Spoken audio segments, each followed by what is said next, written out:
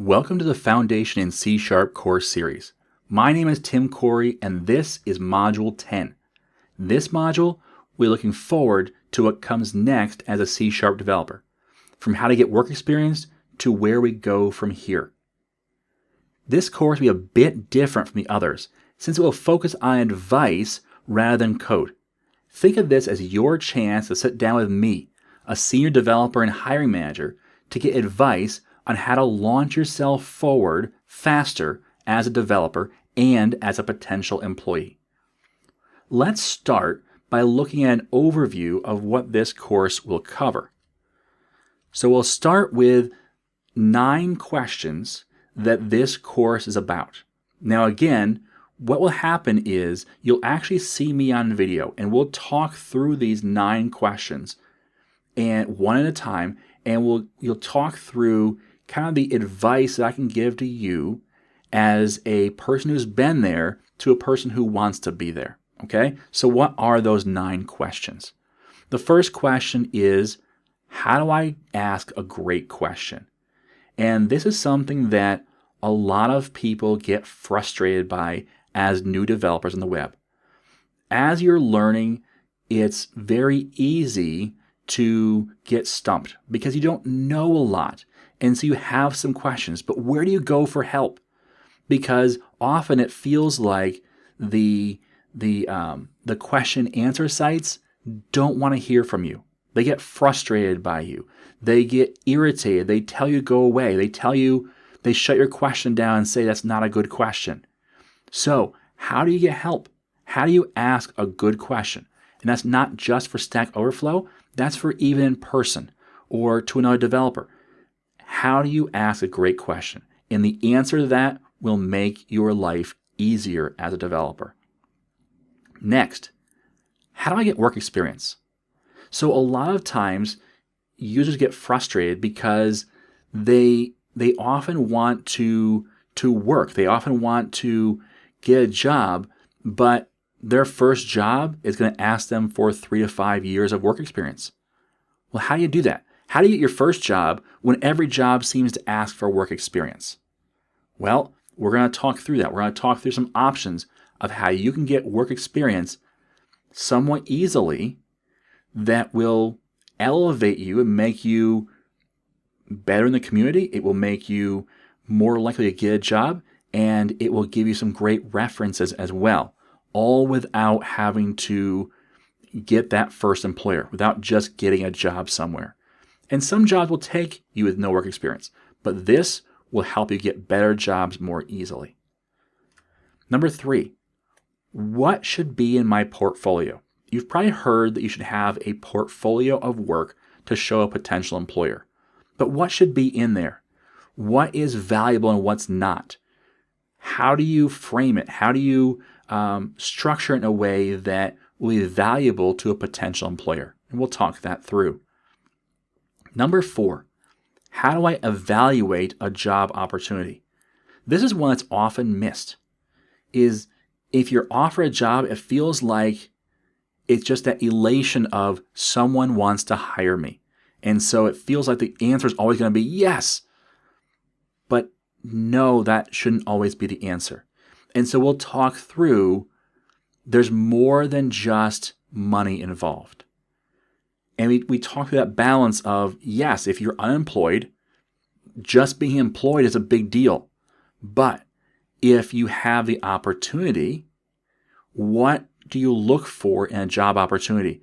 What are the essentials? What are the things that are going to give and take, and that's okay for? How do you structure your list of things that you want and need in a way that makes it really easy to accept or turn down a job based upon what you've already decided? And we'll talk through that in that question. Number 5, how do I get a great start in a new job? We often hear that first impressions are really important, but we often overlook the fact that one of your most important first impressions is your first week or so at a new job.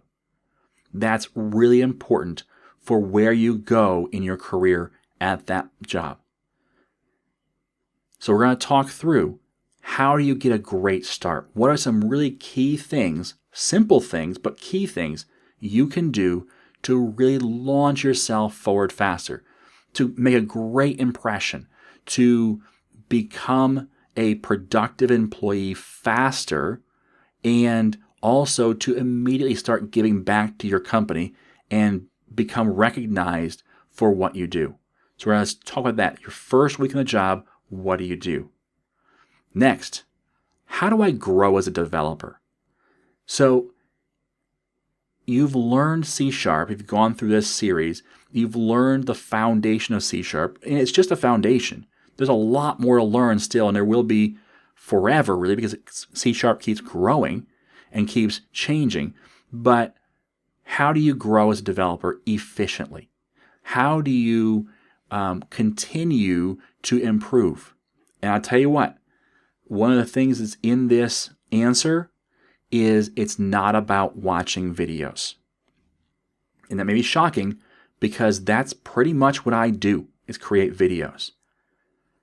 That's preparation for growth. That's not growth. And we'll talk through that and talk about what is growth and how do you grow as a developer. And there's two ways of doing that, and we'll talk about that. Number 7, how do I help others? And really, why should I help others?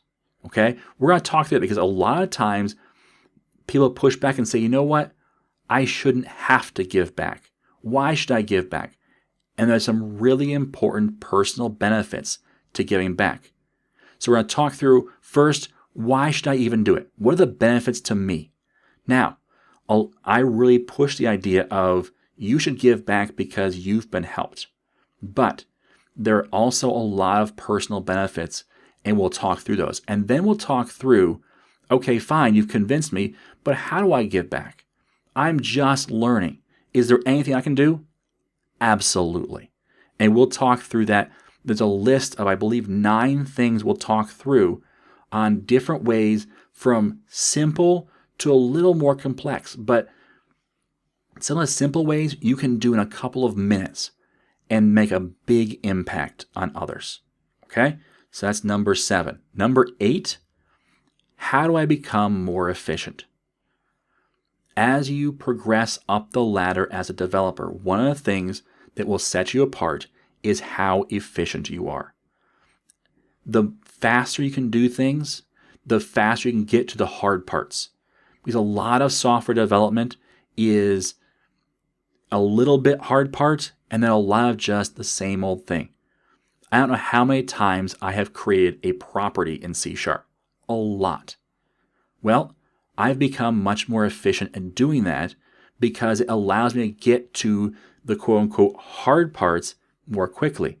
And by doing so, I become a more efficient developer and I move up the ranks to senior developer because I'm more efficient. I can move through the simple stuff and more stuff becomes simple as you go. But I can move through that simple stuff because I've set up some processes and become more efficient. And so we'll talk through that. And then finally, where do I go from here? So now that you've got a foundation in C Sharp, now that you understand how to ask great questions, get work experience, and build a portfolio and get a job and start well and help others, where do you go from here? What are the next steps you need to do? One of the things that's really important is that you point yourself in the right direction. Because it doesn't matter how far you go if you're going in the wrong direction. You will never get to the right end goal.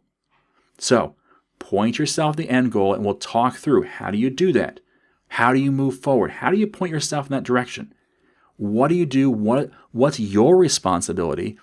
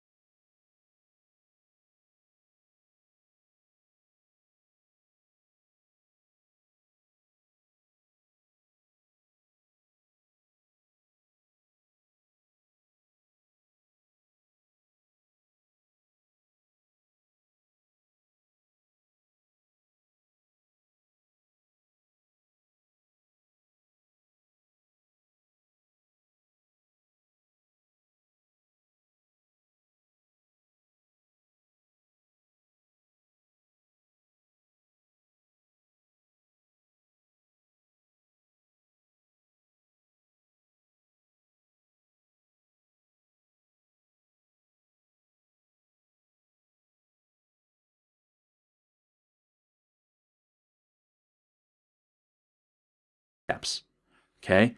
But keep these goals in mind when viewing the rest of this course. So if your next goal is just to get a job, okay, that's going to really help because the first few of these videos are going to focus in on how to get that job and what to do when you get that job.